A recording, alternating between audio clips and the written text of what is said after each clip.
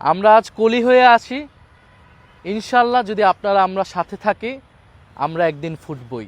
আপনি হয়তো কখনো ভাবেননি যে রাজনীতিতে আসবেন। রাজনীতি আপনার কাছে হয়তো একটা ভয়ের বিষয়, হয়তো অনেক দূরের একটা বিষয়।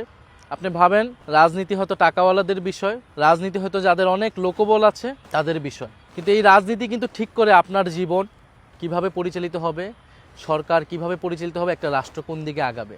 ফলে রাজনীতিকে যে ঘৃণা করা, রাজনীতি থেকে দূরে থাকা, এই জায়গা থেকে আমরা এবার সরে আসতে চাই। আমরা দেখেছি গণ অভ্যুত্থানে রাজনীতিবিদরা এসে কিন্তু লড়াইটা করেনি, রাজনীতিবিদদের সাথেও সাধারণ মানুষেরা এসেছে।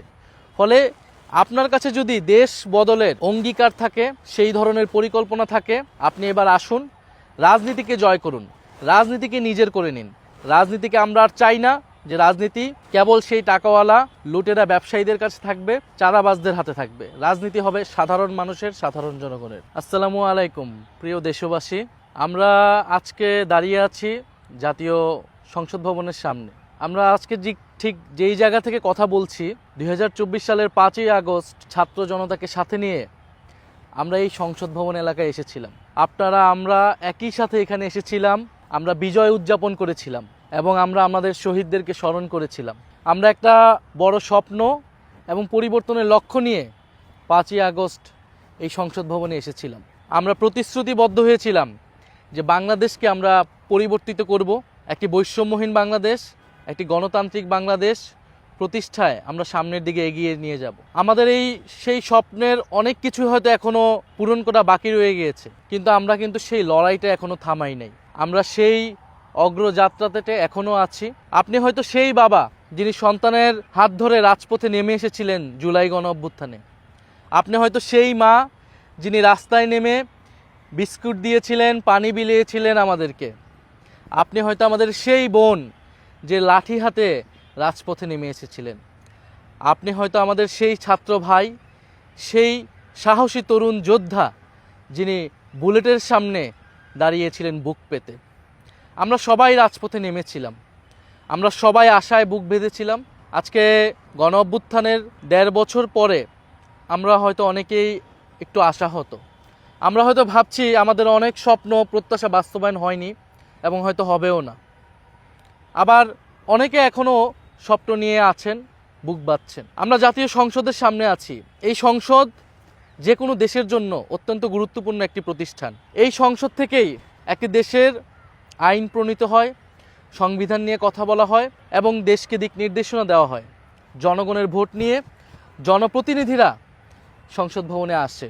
আমরা এই সংসদ ভবনকে দখলমুক্ত করেছিলাম 5ই আগস্ট। যেই সংসদ ভবন জনগণ থেকে বিচ্ছিন্ন হয়ে গিয়েছিল, জনগণের প্রতিনিধিরা এখানে ছিল না, এই সংসদ ভবনকে ব্যবহার করে আমাদের সংবিধানকে কক্ষিগত করা হয়েছিল, আমাদের রাষ্ট্রকে দলীয়করণ করা হয়েছিল। এই সব কিছু থেকে মুক্ত করতে কিন্তু আমরা 5ই আগস্ট সংসদ ভবনে এসেছিলাম। সামনেই নির্বাচন হবে। আমরা 5ই আগস্টের পরে পুরো সময়টা ধরে নানান কমিশন, ঐক্যমত্য কমিশনের মাধ্যমে দেশের সংস্কার প্রক্রিয়া নিয়ে আলোচনা করেছি। বাংলাদেশের কোথায় কী সমস্যা, সেই সমস্যাগুলোকে আইডেন্টিফাই করা হয়েছে, একটা ঐক্যমতের জায়গায় এসেছে। তবে সব কিছুই নির্ভর করবে এই সংসদের উপরে। এই সংসদে একটি সংস্কার পরিষদ সভা হবে, যেখানে আমরা যে পরিবর্তনের কথাগুলো বলেছি সেই পরিবর্তনগুলো বাস্তবায়িত হবে।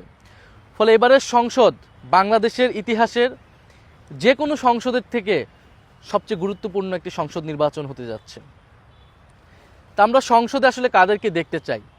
বাংলাদেশের প্রথাগত রাজনীতিতে সংসদে কারা আসে, আমরা কিন্তু সেই সংস্কৃতি আমরা দেখেছি। আমরা দেখি যে সংসদে একদল লোক আসে যারা লুটেরা ব্যবসায়ীদের কাছ থেকে কালো টাকা নিয়ে নির্বাচনে জয়লাভ করে, যারা নিজেরা এলাকায় চাঁদাবাজি সহ নানা অবৈধ ব্যবসায় জড়িত, শ্রমজীবী মানুষ এবং সাধারণ মানুষদেরকে নিপীড়ন করে। তারা এসে সেই লুটেরা ব্যবসায়ীদের স্বার্থ উদ্ধার করে, এর সাথে যুক্ত হয় সরকারি অসৎ কর্মকর্তারা। ফলে এই যে একটা চক্র, দুর্নীতি এবং দুর্বৃত্তায়নের চক্র বাংলাদেশে জনগণের বিরুদ্ধে সবসময় কাজ করে যাচ্ছে, একটা দুর্নীতিপরায়ণ ব্যবস্থা বাংলাদেশে প্রতিষ্ঠা করেছে। কিন্তু আমাদের লক্ষ্য, আমাদের প্রতিশ্রুতি হচ্ছে আমরা এবারের সংসদকে আগের মতো হতে দেব না। আগে যেই ধরনের মানুষরা সংসদে এসে রাজত্ব করেছে আমরা এবার সেটা হতে দেব না। ফলে আমরা চাই সংসদে মানুষের প্রতিনিধি, জনগণের প্রকৃতি প্রতিনিধিরা আসুক এবং সেই সকল স্বপ্নবাজ মানুষরা আসুক যারা দেশকে আসলেই পরিবর্তন করতে চায়। আপনারা আমরা সাহস করেছিলাম বলেই তো গণ অভ্যুত্থান সফল হয়েছিল। এবারও আমাদেরকে সাহস করতে হবে। নির্বাচন, রাজনীতি অনেক দূরের বিষয় মনে হয় জনগণের কাছ থেকে, আপনার কাছ থেকে অনেক দূরের বিষয় মনে হতে পারে। আপনি হয়তো কখনোই ভাবেননি আপনি রাজনীতি করবেন বা নির্বাচন অংশগ্রহণ করবেন, এটা আপনার কাছে অলিক স্বপ্নের মতো। কিন্তু আপনি চান দেশের পরিবর্তন হোক, আপনার কাছে সেই ধরনের পরিকল্পনা আছে, সেই ধরনের নিষ্ঠা আছে, সেই দেশপ্রেম আছে। তাহলে আপনি কেন এবার নির্বাচনে অংশগ্রহণ করবেন না? কেন আপনি আবারও রাজনীতিটাকে সেই দুর্বৃত্তায়নের, সেই দুর্নীতিবাজ, সেই চাঁদাবাজদের হাতে রেখে দেবেন? আপনাকে আমাকে এবার সাহস করতে হবে, নির্বাচনে অংশগ্রহণ করতে হবে, নির্বাচনে দাঁড়াতে হবে। আপনি হয়তো একজন শিক্ষক, একজন অধ্যাপক, আপনি হয়তো ছোট বড় অনেক সমস্যার সমাধানের কথা ভাবেন, আপনার কাছে সেই গুরুত্বপূর্ণ নীতি নির্ধারণী বিষয়গুলো আছে যেগুলো দিয়ে রাষ্ট্রের বড় বড় সমস্যাগুলো সমাধান করা সম্ভব। আপনি হয়তো ভাবেন দেশের মন্ত্রীরা কোনো একদিন হয়তো যদি আপনার কথা শুনতো অনেক পরিবর্তন হতো। আপনার কাছে এখন সুযোগ এসেছে, আপনি নিজেই কেননা সংসদে চলে আসুন। আপনি হয়তো একজন উদ্যোক্তা, আপনি একটা কোম্পানিকে অনেক কষ্ট করে অনেক ইনোভেটিভ আইডিয়া নিয়ে বড় করেছেন। আপনি জানেন দেশের অর্থনীতিটাকে কিভাবে বড় করা সম্ভব। আপনি আপনার চিন্তা পরিকল্পনা নিয়ে এবার সংসদে আসুন। আপনি হয়তো একজন নারী অধিকার কর্মী, আপনি বাংলাদেশের নারীদের অধিকার প্রতিষ্ঠা করতে চান, নারী নির্যাতন বন্ধ করতে চান, বাল্যবিবাহ বন্ধ করতে চান। আপনার এই কথাগুলা সংসদে এসে বলা প্রয়োজন। আপনি হয়তো একজন আলেম, আপনি হয়তো চান দেশে নৈতিকতার অবক্ষয় বন্ধ হোক, দেশে মূল্যবোধ এবং নৈতিকতা প্রতিষ্ঠিত হোক। আপনার এই কথাগুলোই সংসদে এসে বলা প্রয়োজন। আপনি হয়তো একজন ছাত্রনেতা, যিনি ছাত্র রাজনীতিতেই সময় দিয়েছেন, মূল দলের পিছে, বড় বড় নেতাদের পিছে নিজের তারুণ্যের অনেকটা সময়, অনেকটা শ্রম আপনি দিয়েছেন। কিন্তু আপনার এই সময় এবং শ্রমকে ব্যবহার করে দেখা যাবে আপনার দল কোনো একজন দুর্নীতিবাজ ব্যবসায়ীকে মনোনয়ন দিয়েছে। আপনি এবার এই নিজের শ্রম নিজের পিছে দিন, আপনি সংসদে আসার চেষ্টা করুন। আপনি হয়তো একজন পরিবেশ কর্মী, আপনি বাংলাদেশের জলবায়ু পরিবর্তন, পরিবেশ, নগর পরিকল্পনা ইত্যাদি নিয়ে কাজ করতে চান। আপনার কাছে, আপনি জানেন বাংলাদেশের পরিবেশ সংকট কিভাবে নিরসন করা সম্ভব। আপনি সংসদে আসুন।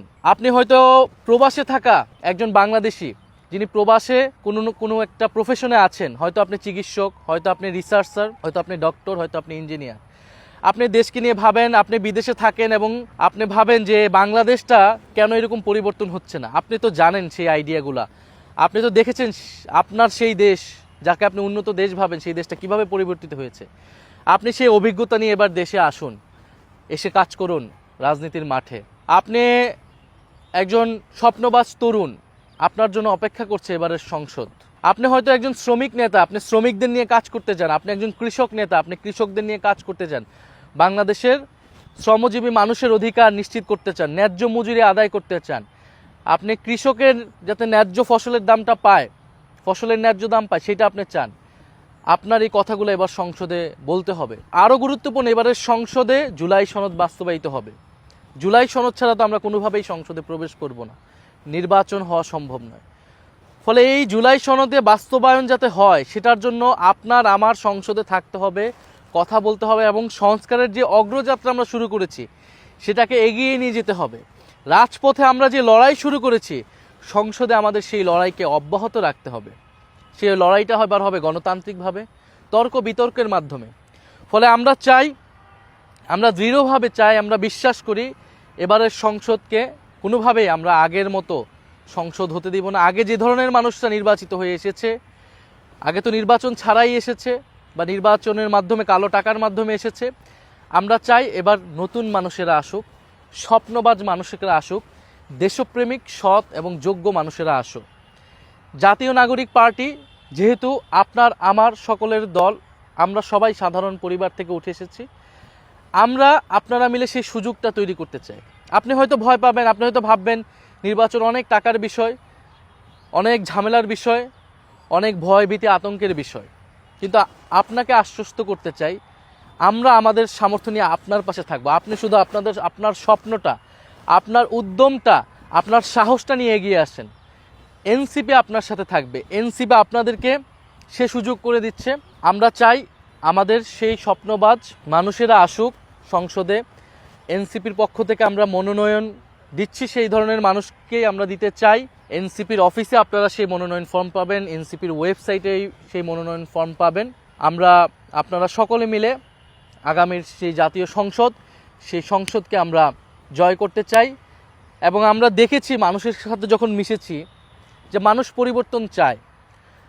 মানুষ এবার আগের মতো করে শুধু মার্কা দেখে ভোট দেবে না, মানুষ নতুনদেরকে সামনে দেখতে চায়, তরুণদেরকে দেখতে চায় এবং দেশপ্রেমিক সৎ মানুষদেরকে দেখতে চায়।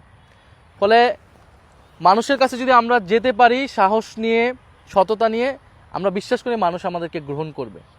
মানুষই আমাদেরকে টাকা দিবে নির্বাচন করার জন্য, আমরা সেই টাকা দিয়ে নির্বাচন করব। অ্যাটলিস্ট আমরা মানুষের কাছে দরজায় দরজায় আমাদের সেই স্বপ্নটা নিয়ে আমরা পৌঁছাবো। ফলে আমরা আপনাদেরকে আহ্বান জানাই, আপনারা আসুন আমাদের সাথে, সামনের নির্বাচনকে নিয়ে আমরা একসাথে কাজ করি। একসাথে আসুন, আমরা জুলাই সনদটাকে বাস্তবায়ন করি, এর আইনি ভিত্তি দেওয়ার মাধ্যমে আমরা সামনের নির্বাচনের দিকে যাই। এবং এই যে আমাদের জুলাই গণ অভ্যুত্থানে এত মানুষ খুন হয়েছে, শহীদ হয়েছে, আহত হয়েছে, গত 15 বছরে এত মানুষ গুম হয়েছে, তাদের যে বিচার প্রক্রিয়া চলমান আছে সেটা নিশ্চিত করার জন্য আপনাকে আমাকে রাজপথে থাকতে হবে, এই সংসদে থাকতে হবে। এবং আপনাদের এই জাতীয় সংসদ নির্বাচনে অংশগ্রহণ করার জন্য এনসিপি অনেক লড়াই করে একটা সুন্দর প্রতীক জয় করে নিয়ে এসেছে, সেটি হচ্ছে শাপলা কলি।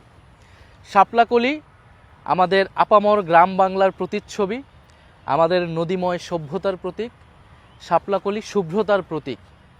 আমরা আজ কলি হয়ে আছি, ইনশাল্লাহ যদি আপনারা আমরা সাথে থাকি, আমরা একদিন ফুটবই।